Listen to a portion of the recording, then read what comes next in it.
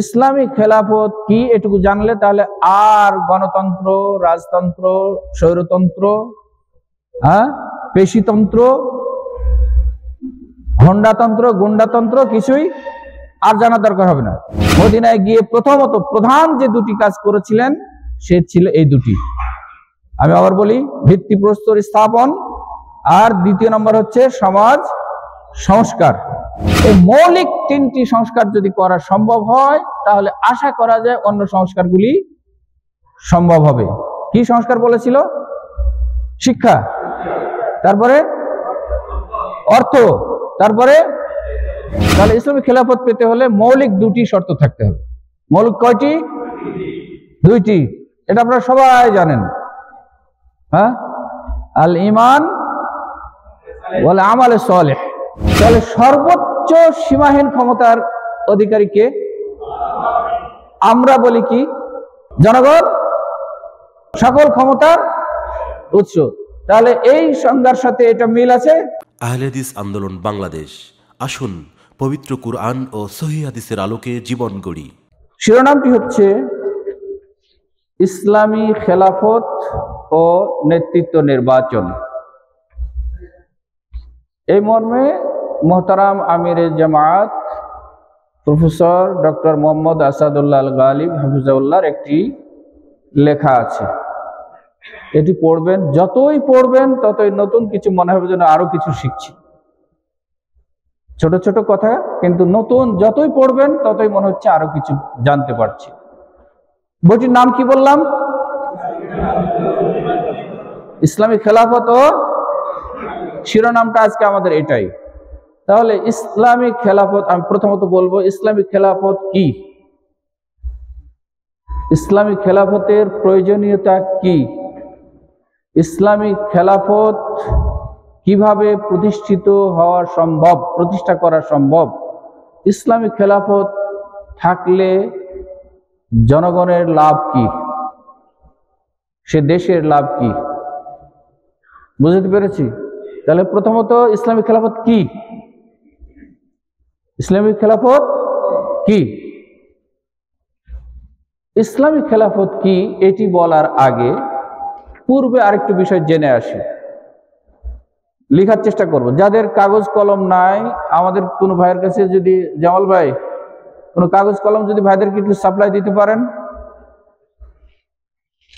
Please, দেখেন একটু, যদি পারেন আমার মনে হয় ভাইদের উপকার হবে। আর যদি না পারেন তাহলে অন্তত পক্ষে মোবাইল তো আছে, মোবাইলে নোটপ্যাড বের করেন, একটু লেখার চেষ্টা করেন। কেন? যতক্ষণ না লিখবেন ততক্ষণ আপনার মস্তিষ্ক অন্যদিকে কাজ করবে। লিখতে থাকেন, তাহলে মনোনিবেশটা একটু হলেও আমাদের সাথে থাকবে ইনশাআল্লাহ। হয়তো পুরাটা লেখা সম্ভব হবে না, ক্লাসে ওই ছাত্ররাই ভালো যারা টিচারের কথা শোনার সাথে সাথে লিখে নিতে পারে। আর একটা কথা আছে, আল ইলমু সাইদুন ওয়া কিতাবাতুহু কাইদুন। ইলম হচ্ছে জঙ্গলের হরিণের মতো, হরিণ ধরা খুব সহজ, ইলমটা এরকম। কিন্তু কিতাবাতুহু কাইদুন, হরিণকে যখন যদি আপনার খাঁচার মধ্যে ভরে নেবেন তখন যখন ইচ্ছা তখনই ধরতে পারবেন। তো ইলম যদি আপনি খাতায় লিপিবদ্ধ করে নিতে পারেন তাহলে যখন ইচ্ছা তখন পড়তে পারবেন ইনশাআল্লাহ। এই ওয়াজ বহুবার করেছি কিন্তু লাভ হচ্ছে না, কিন্তু তারপর আমাকে করতে হচ্ছে। উসিকুম ওয়া নাফসি বিতাকওয়াল্লাহ, আপনাদেরকেও বলছি আমাকেও বলছি, এর মাধ্যমে যেন আমাদের সকলকে আল্লাহ জ্ঞানের প্রসার এবং আমলের প্রসার ঘটান। তাহলে ইসলামী খেলাফত এটা কি শূন্য হবে? শূন্যের মধ্যে চলবে? পাখি জগতের মধ্যে, প্রাণী জগতের মধ্যে? তাহলে কার মধ্যে? মানুষের মধ্যে। তাহলে মানুষ ছাড়া কি হবে না? ইসলামী খেলাফত হবে না। এজন্য ইসলামী খেলাফতের জানার আগে আরেকটু বিষয় জানা দরকার। তাহলে ইসলামী খেলাফতটা হবে কোথায়? মানুষের মধ্যে হবে। তাহলে মানুষ থাকে কোথায়? পৃথিবীতে। পৃথিবীর সব মানুষ একজন নেতৃত্বের অনুসরণ করে না? কার কার করে? যার যার রাষ্ট্রের প্রধানের রাষ্ট্রের অধীনস্থরা কি করে, তার আইন মেনে চলে। এই তো, তাহলে সমস্ত পৃথিবীকার, তাহলে সমস্ত পৃথিবীর লোক কার আইন মানবে, কার নির্দেশ মানবে? আল্লাহর নির্দেশ মানবে। এই জন্য একটু পূর্বে কথা জেনে আসা দরকার। তাহলে আমরা যেখানে ইসলামিক খেলাফত প্রতিষ্ঠিত করতে চাই, সেটার জন্য একটা রাষ্ট্র দরকার, নাকি? একটা রাষ্ট্রের দরকার। যে যে দেশে থাকি না কেন, একটা রাষ্ট্রের দরকার। একটা রাষ্ট্রের মৌলিক উপাদান কি? রাষ্ট্র কাকে বলা হবে? হ্যাঁ, একটা রাষ্ট্রের জন্য মৌলিক কয়টা বিষয় দরকার? মানে এটা কিন্তু আমি জিজ্ঞেস করব, একটা রাষ্ট্রের জন্য মৌলিক কয়টি জিনিস দরকার? 4টি। এক, টেরিটরি, নির্দিষ্ট ভূখণ্ড। দেশ যদি না থাকে, ভূখণ্ড যদি না থাকে, তাহলে সে কোথায় রাষ্ট্র করবে? তাহলে 1 নম্বর কি?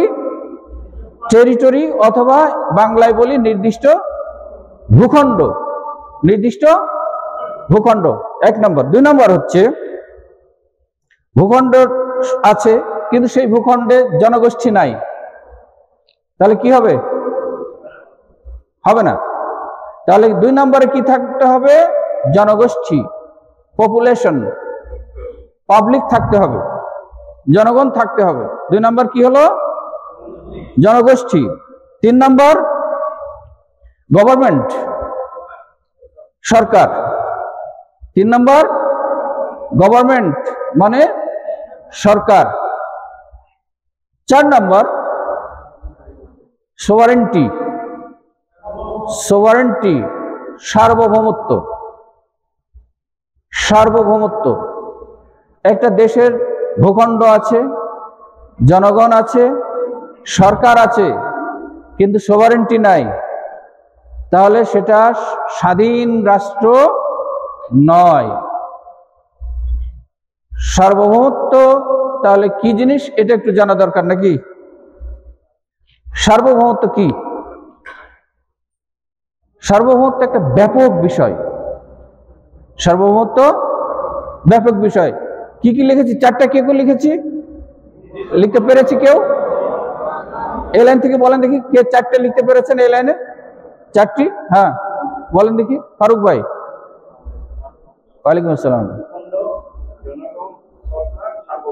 মাশাআল্লাহ। হ্যাঁ, এই লাইন থেকে জি।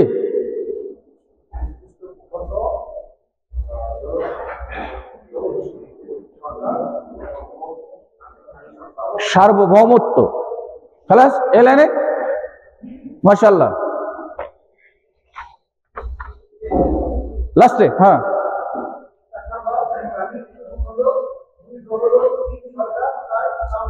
সার্বভৌমত্ব। মাশাআল্লাহ, মাশাআল্লাহ, জাযাকুমুল্লাহ খায়ের। এখন খুব শর্ট করে একটু জেনে আসি, সার্বভৌমত্ব কি, সোভারেন্টি কি? সরকার আমরা বুঝি, জনগণ আমরা বুঝি, ভূখণ্ড আমরা বুঝি, সার্বভৌমত্বটা কি? সার্বভৌমত্বটা যদি বুঝতে ব্যর্থ হই, সার্বভৌমত্ব বুঝতে গিয়ে ভুল হওয়ার কারণেই আমাদের ইসলামী খেলাফতের দরকার হচ্ছে। সার্বভৌমত্ব বুঝতে ভুল হচ্ছে মানুষের, যার কারণে ইসলামী খেলাফতটার প্রয়োজন। এবং সার্বভৌমত্বটা কি? সার্বভৌমত্ব হচ্ছে, আমি ছোট করে বলবো, ব্যাপক বলবো না, ছোট্ট করে বলবো। সার্বভৌমত্বের মৌলিক দর্শন হচ্ছে সর্বোচ্চ সত্তার সীমাহীন ক্ষমতার অধীনে সর্বোচ্চ সত্তার সীমাহীন ক্ষমতার অধীনে মাটি ও মানুষের নিরাপদ থাকা। সর্বোচ্চ সীমাহীন ক্ষমতার অধীনে মাটি ও মানুষের কি থাকবে? কি থাকবে? নিরাপদ থাকা। তাহলে সর্বোচ্চ সীমাহীন ক্ষমতার অধিকারী কে? আমরা বলি কি? আমরা বাংলাদেশের মানুষ কি বলি? জনগণ সর্বোচ্চ সকল ক্ষমতার উৎস। তাহলে এই সংজ্ঞার সাথে এটা মিল আছে। এই কথাটা সর্বোচ্চ সীমাহীন ক্ষমতার অধিকারী, এটা স্বীকৃতি দেওয়া তাওহীদ। আর এর বিপরীত যেটা আমরা বলে থাকি, কি বলে থাকি? জনগণই সকল ক্ষমতার উৎস। তাওহীদের বিপরীত কি জানো? তাওহীদের বিপরীত কি? তাওহীদের বিপরীত কি? শিরক। জোরে বলি, তাওহীদের বিপরীত আর শিরকের বিপরীত। তা আপনারা শিরকের অনুসারী হবেন নাকি তাওহীদের অনুসারী হবেন? খালাস। এই জন্য এখন কি দরকার? ইসলামী খেলাফত। আর যেই জাতি, যেই গোষ্ঠী, যেই জনগণ, যেই ভূখণ্ড মানুষকে মনে করে সীমাহীন ক্ষমতার উৎস, সেই জাতি যতই ইসলামী লেবাস পরি, যতই ইসলামী বক্তব্য দেই, যতই ইসলামিক কারিকুলাম চালু করার চেষ্টা করি, সবগুলি হবে শিরকমুখী, সবগুলি হবে শিরকমুখী। যা বাস্তবতা আজকে আমরা যদি চিন্তা করে দেখি, বাস্তবতা খেয়াল করে দেখি বাংলাদেশের অবস্থা, তাহলে কেউ সরাসরি শিরক করছেন, কেউ ইসলামের নাম নিয়ে শিরক করছেন, তাই না?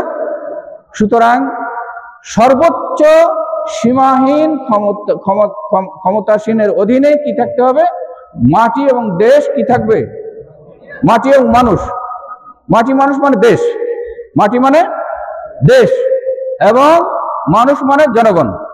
তাহলে তারা ওই দেশটাও আল্লাহর, ওই মাটিও আল্লাহর হুকুম মেনে চলবে এবং ওই মাটিতে যারা বসবাস করবে তারাও কার হুকুম মেনে চলবে। এটার নাম হচ্ছে তাওহীদ। আর এটাকে বলা হচ্ছে সার্বভৌমত্ব, সোভারেন্টি। এটার নাম হচ্ছে সোভারেন্টি। আশা করি বোঝা গেছে। এখন আসেন, সর্বোচ্চ সত্তার সীমাহীন ক্ষমতার অধীনে, সর্বোচ্চ সত্তার সীমাহীন ক্ষমতার অধীনে মাটি ও মানবতা কি থাকবে? নিরাপদ থাকবে। খালাস। এটার নাম হচ্ছে কি? সার্বভৌমত্ব। এটার নাম হচ্ছে। তাহলে আজকে থেকে আমরা মনে মনে সংকল্প করি, দৃঢ় প্রতিজ্ঞবদ্ধ হই যে আগামী দিনে কোনোদিনও আমরা জনগণ সকল ক্ষমতার উৎস বলবো না, বিশ্বাসও করব না। যারা এটাতে বিশ্বাস করে তাদেরকে নীতিগতভাবে সাপোর্টও বলেন। না না না না, আসলে তো কেউ নাই, এখন ওনার ছাড়া তো কেউ না, ভোট দিলে তো ওনাদেরকে দিতে হবে। তাহলে ভোট দিবেন, দেন, অসুবিধা নাই, আপনার স্বাধীন, আপনার নাগরিক অধিকার। কিন্তু ইসলামের নামে আর প্রচলিত রাজনৈতিক দলের নামে দুটো জিনিস এক না, এক না, দুটো জিনিস ভিন্ন। ইসলামের নামে রাজনৈতিক দল আর প্রচলিত রাজনৈতিক দল এক জিনিস নয়। হ্যাঁ, ইসলামের নামে যারা করছেন তারা অবশ্যই অন্যগুলির চাইতে অনেক ভালো কিছু আছে তাদের মধ্যে, এতে আমাদের কোনো দ্বিমত নেই। কিন্তু মৌলিক দর্শন, মৌলিক ভিত্তিতে হচ্ছে শিরক, আর ওই শিরকের ভিত্তিতে পরিচালিত হচ্ছে রাজনৈতিক জীবন। ফলে আরেকটি কথা মনে রাখতে হবে, ইকামতের দিন যদি কারো বিশ্বাস হয় তাহলে তার জীবন পরিচালিত হবে কিভাবে? একামতের দিন এর অর্থ যদি একামতে হুকুমত হয়, একামতের দিন মানে হচ্ছে একামতে হুকুমত, তাহলে তার জীবন পরিচালিত হবে কিভাবে? হ্যাঁ, লাস্ট অন। হ্যাঁ, ওয়ালাইকুম আসসালাম।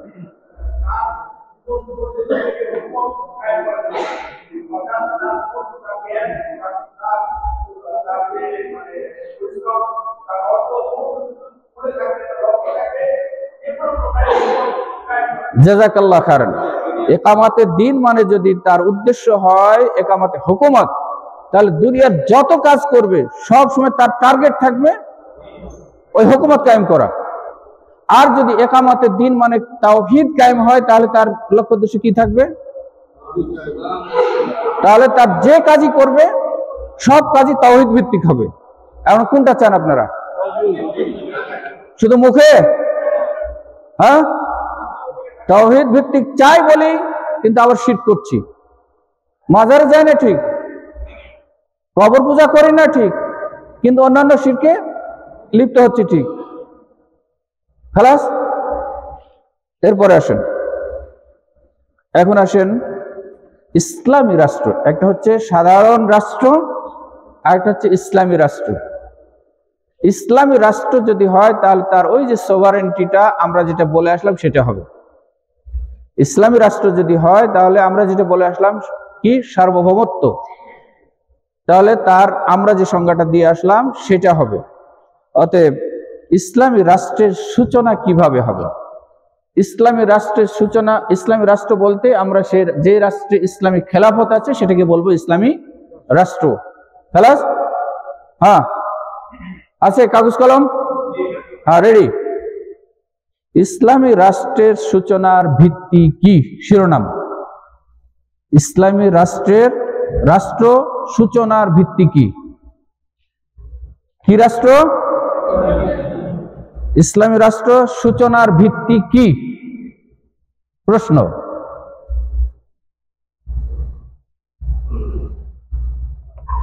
দুটি, প্রধানত দুটি। এক, আত-তাসিস ওয়াল বিনা। এক নম্বর হচ্ছে আত-তাসিস ওয়াল বিনা, ভিত্তি প্রস্তর স্থাপন করা। ভিত্তি প্রস্তর অর্থাৎ বসার মতো একটা জায়গা তৈরি করা। ইসলামী রাষ্ট্র করতে হলে যারা করবে তারা কি করবে? প্রথমে একটা বসার মতো জায়গা করবে। এটা কোথা থেকে পেয়েছি আমরা? রাসূল সাল্লাল্লাহু আলাইহি সাল্লাম হিজরতের পরে যে কাজগুলি করেছিলেন, প্রথম কি কাজ করেছিলেন মনে আছে? কি করেছিলেন? হ্যাঁ, মাসাজিদ, মসজিদ বানিয়েছিলেন। এই মসজিদ শুধু কি নামাজের জন্য ছিল, সালাতের জন্য ছিল? সব কার্যাবলী প্রথম পর্যায়ে সব কিছু এখানে হতো। সেটা সংসদ ভবন বলেন, গণভবন বলেন, বঙ্গভবন বলেন, অতিথি ভবন বলেন, সবকিছু এইটা কেন্দ্রিক হতো। তাহলে ইসলামী রাষ্ট্রের সূচনা করতে হলে যারা সূচনা করতে চায় তারা কি করবে? প্রথম ভিত্তি প্রস্তর স্থাপন করবে। আর ভিত্তি প্রস্তরের সূচনা কি দিয়ে হবে? আগে কি বঙ্গভবন বানাবে নাকি না আগে মসজিদ বানাবে? আর আহলে হাদিস আন্দোলন বাংলাদেশ আল্লাহর ফজল ও করমে ধীরে ধীরে ছোট ছোট করে হলো মসজিদ বানিয়ে বানিয়ে কি করছে? তাদের সূচনা করছে। হচ্ছে না বাংলাদেশে? আলহামদুলিল্লাহ। কিন্তু যাদের দর্শন আমাদের বিপরীত, তারা মাজার ভাঙবে না, তারা কোনোদিন মাজার ভাঙতে যাবে না, তারা কোনোদিন যারা জনগণই সকল ক্ষমতার উৎস এর বিপরীতে একটি স্লোগান দিবে না। কিন্তু যারা তাওহীদ ভিত্তিক সূচনা করবেন তাদের মসজিদ ভাঙবেন। ভাঙে না মনে হয় বাংলাদেশে? কালকেও দেখলাম যে আমাদের শরীরে রক্ত যতদিন থাকবে, যতক্ষণ আছে ততক্ষণ এখানে কোনো আহলে হাদিস মসজিদ হতে দেওয়া যাবে না, আহলে হাদিস কোনো প্রোগ্রাম হতে দেওয়া যাবে না। কারা বলেছে? তাওহীদি জনতা, তথাকথিত তাওহীদি জনতা। সুতরাং বিষয়গুলি আমাদেরকে খুব সতর্কতার সাথে মনে রাখতে হবে। তাহলে আসেন, প্রথম নাম্বার কি পেলাম? ভিত্তি প্রস্তর স্থাপন করা। দুই নম্বর হচ্ছে আল ইসলাহ। ইসলাহ মানে হচ্ছে সংস্কার করা। সংস্কারটা হবে ব্যক্তি, পরিবার, সমাজ, দেশ। বুঝা যায়নি? তাহলে প্রথম সংস্কার কার থেকে শুরু হবে? যারা রাষ্ট্র করতে চাচ্ছে তাদের মধ্যে যদি সংস্কার না থাকে তাহলে কাকে দিয়ে করবে? যে পিলারটি আপনি ঘরের উপরে রাখবেন, চালা রাখবেন, সেই পিলার যদি ধ্বজভঙ্গ হয়, দুর্বল হয়, ভাঙাচোরা হয়, তাহলে ওর উপরে কিভাবে রাখবেন আপনি? বুঝে যায়নি? আগেই ভেঙে পড়ে যাবে। সুতরাং রাসূল সাল্লাল্লাহু আলাইহি ওয়াসাল্লাম এই কাজটিও করেছিলেন। কোন রাষ্ট্র গড়ার আগে? ইসলামী রাষ্ট্র গড়ার আগে। ইসলামী রাষ্ট্র কোথায় গড়েছিলেন? মদিনায়। মদিনায় গিয়ে প্রথমত প্রধান যে দুটি কাজ করেছিলেন সে ছিল এই দুটি। আমি আবার বলি, ভিত্তি প্রস্তর স্থাপন, আর দ্বিতীয় নম্বর হচ্ছে সমাজ সংস্কারের কাজ করেছিলেন। সংস্কার নিয়ে আলোচনা করতে গেলে আপনারা আমার চাইতে বেশি জানেন, 2-1 ঘন্টা আলোচনা দিতে পারবেন সংস্কার কিভাবে করা হয়, কি কি সংস্কার করেছিলেন উনি মৌলিকভাবে। খালাস? তাহলে ইসলামী রাষ্ট্র সূচনার ভিত্তি কয়টা পেলাম? দুইটা। হ্যাঁ হ্যাঁ হ্যাঁ, সংস্কার অর্থাৎ শর্ট করে যদি বলি তাহলে প্রথম হচ্ছে ভিত্তিপ্রস্তর স্থাপন করা, দ্বিতীয় হচ্ছে সংস্কার করা। সংস্কার শুরু হবে কোত্থেকে? ব্যক্তি থেকে, তারপরে তারপরে মাশাআল্লাহ, তারপরে রাষ্ট্র। জি, আহলে হাদিস আন্দোলনের সংস্কার আছে কিছু। কি কি সংস্কার আছে?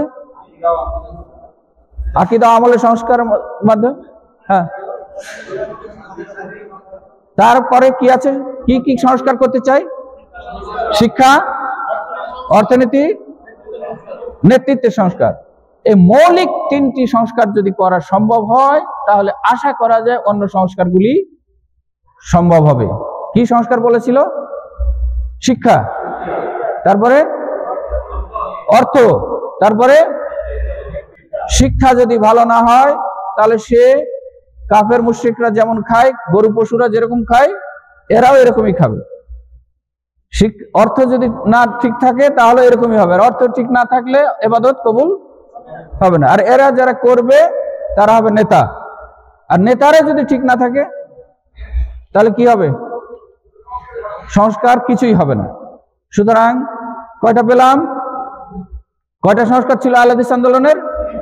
প্রধানত তিনটি সংস্কার: শিক্ষা, অর্থ এবং নেতৃত্ব। খালাস। আমি কিন্তু জিজ্ঞেস করবো পরে আবার। এখন আসেন ইসলামী রাষ্ট্রের, এটা গেল ইসলামী রাষ্ট্র সূচনার ভিত্তি। এখন আসেন ইসলামী রাষ্ট্রের প্রধান দুটি স্তম্ভ। ইসলামী রাষ্ট্রের মানে ইসলামী খেলাফতের কি হবে? প্রধান দুটি স্তম্ভ। কয়টি? কয়টি বলেছি? শিরোনামটা কি?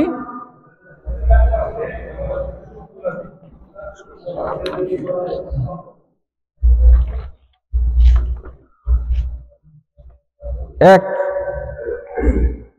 আকদুল ইসলাম এবং আকদুল উম্মাহ।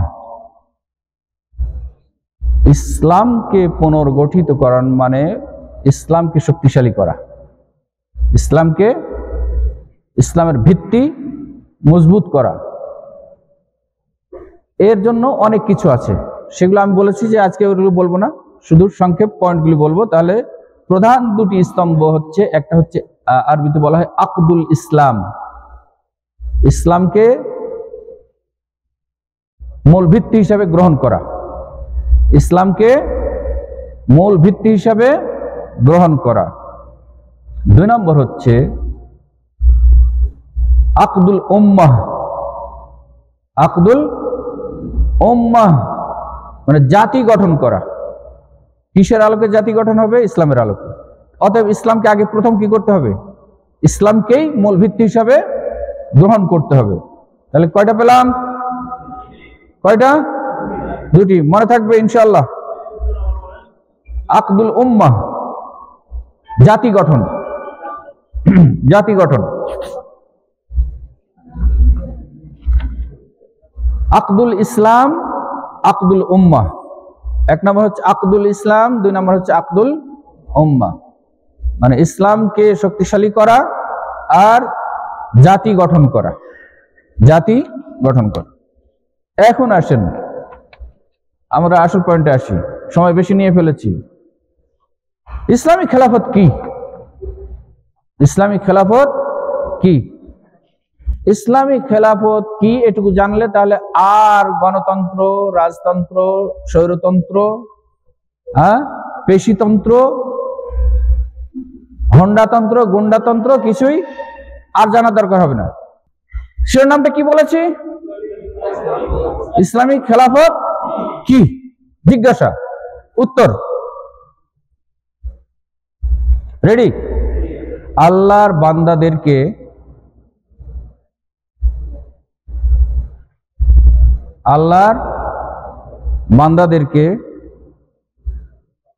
আল্লাহর বিধান অনুযায়ী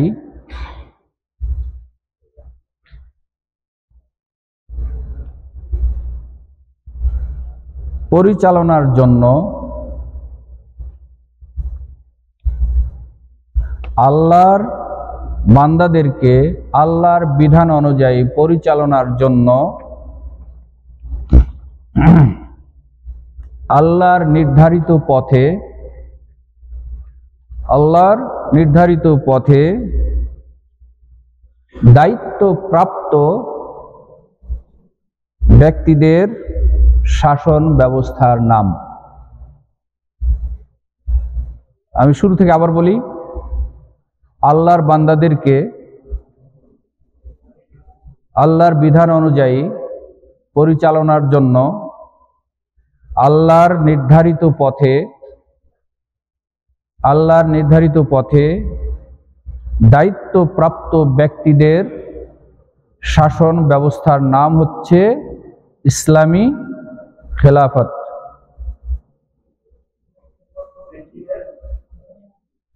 আল্লাহর নির্ধারিত পথে দায়িত্বপ্রাপ্ত ব্যক্তিদের শাসন ব্যবস্থার নাম, এটার নাম হচ্ছে, যেমন আমাদের দেশে যে শাসন ব্যবস্থাটা আছে, এটা যারা আছে এটাকে আমরা একটা গভর্নমেন্ট বলি।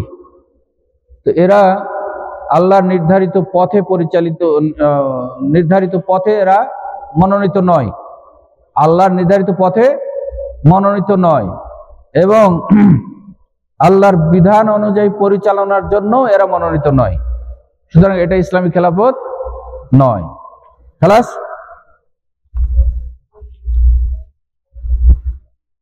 এরপরে নেক্সট পয়েন্ট। এখন এই খেলাফত প্রাপ্তির পূর্ব শর্ত কি? আল্লাহর বান্দাদেরকে আল্লাহর পথে পরিচালনার জন্য আল্লাহর নির্ধারিত পথে নির্বাচিত ব্যক্তিদের শাসন ব্যবস্থার নাম হচ্ছে ইসলামী খেলাফত। তো এইটা পাওয়ার জন্য পূর্ব শর্ত কি? আল্লাহর নির্ধারিত পথে নির্বাচিত ব্যক্তিদেরকে পেতে হলে কিছু পূর্ব শর্ত দরকার। এই শর্তগুলি শুধু আমরা মুখে বলি, কাজে করি না। আজকে থেকে সিদ্ধান্ত নেই, আমি আমাকেও বলছি, আপনাদেরকেও বলছি, কি করব, যেটা বলবো সেটা নিজে করার চেষ্টা করব ইনশাআল্লাহ। 1 নম্বর,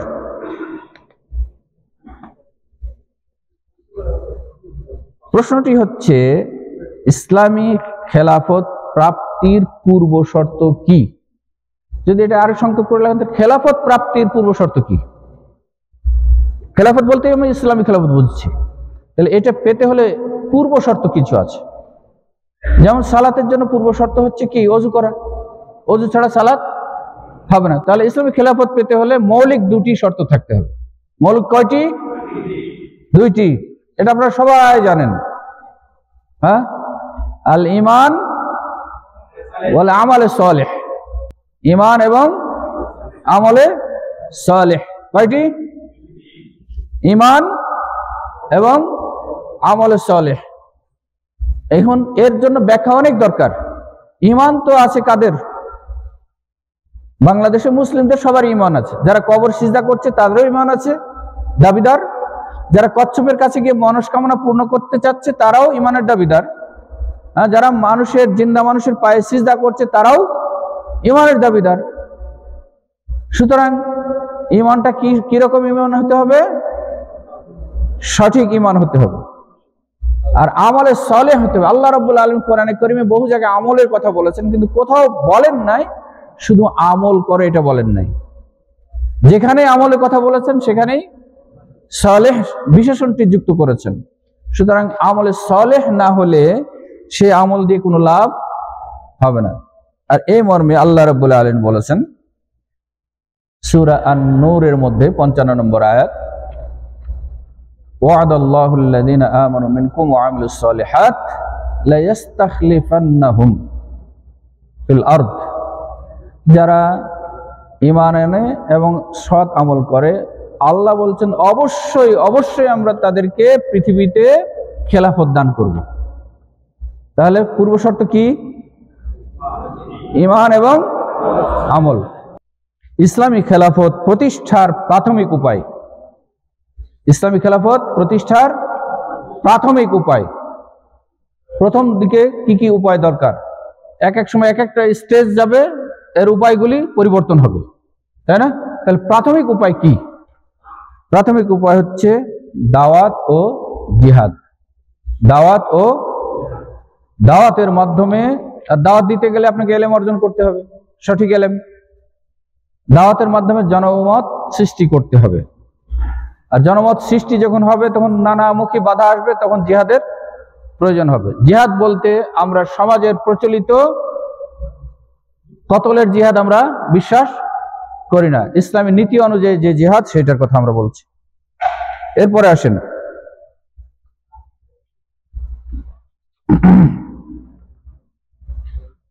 আরো কিছু উপায় দরকার, সেটি হচ্ছে বৈষয়িক তথা বস্তুগত উপাদান দরকার। দাওয়াত এবং জিহাদ এই দুটি গেল প্রধান, কি গেল? খেলাফত প্রতিষ্ঠার প্রাথমিক উপায়। এরপরে হচ্ছে এর সাথে বৈষয়িক কিছু দরকার আছে, বৈষয়িক কিছু বিষয় দরকার আছে। বৈষয়িক বিষয়গুলি শুধু আমি পয়েন্ট বলে যাই। একটা হচ্ছে ঐক্য এবং সংহতি। ঐক্য, মুসলিম ঐক্য, যেমন আপনারা একটু আগে বলে আসলেন, মুসলিম সংহতি দৃঢ়করণ। তাহলে মুসলিম ঐক্য ও সংহতি বজায় রাখা। বৈষয়িক উপাদান, শিরোনাম বৈষয়িক উপাদান। এক হচ্ছে ঐক্য ও সংহতি বজায় রাখা।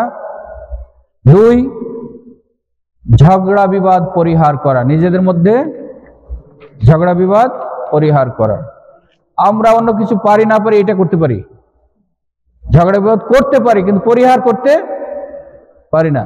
একটু মনোমালিন্য হচ্ছে দুনিয়াবী বিষয় নিয়ে, ওর সাথে আমি আর নাই, ওর সাথে তো নাই, ওর আহলে হাদিস আন্দোলনও নাই, হ্যাঁ, তাহলে হবে না।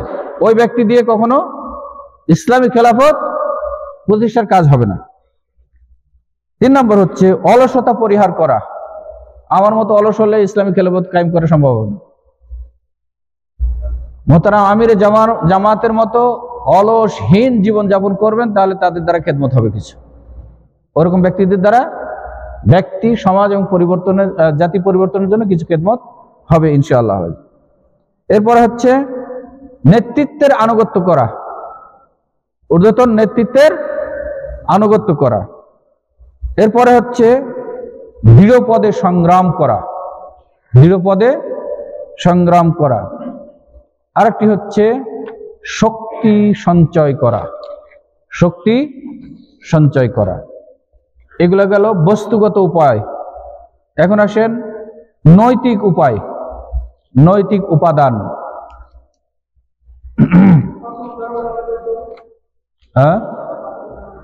লাস্টের শক্তি অর্জন, তার আগেরটা দৃঢ় পদে সংগ্রাম করা। এরপরে আসেন নৈতিক উপায়।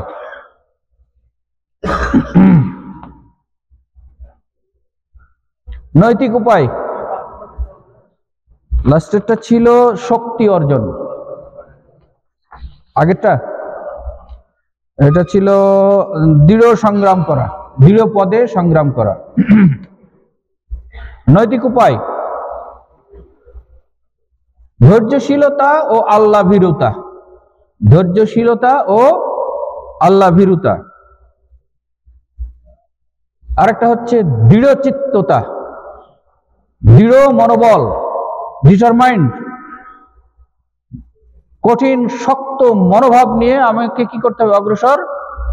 দুর্বল চিত্ত যদি হয় তাহলে দৃঢ় মনোবল হতে পারবে না। আর দৃঢ় মনোবল যিনি হবে, দৃঢ় চিত্ত যিনি হবেন, তিনি কখনো দুর্বল হবেন না। এরপরে আসেন সর্বশেষ সৎকর্মশীলতা, যেটা আমালুস সালেহাত। সৎকর্ম না হলে হবে না।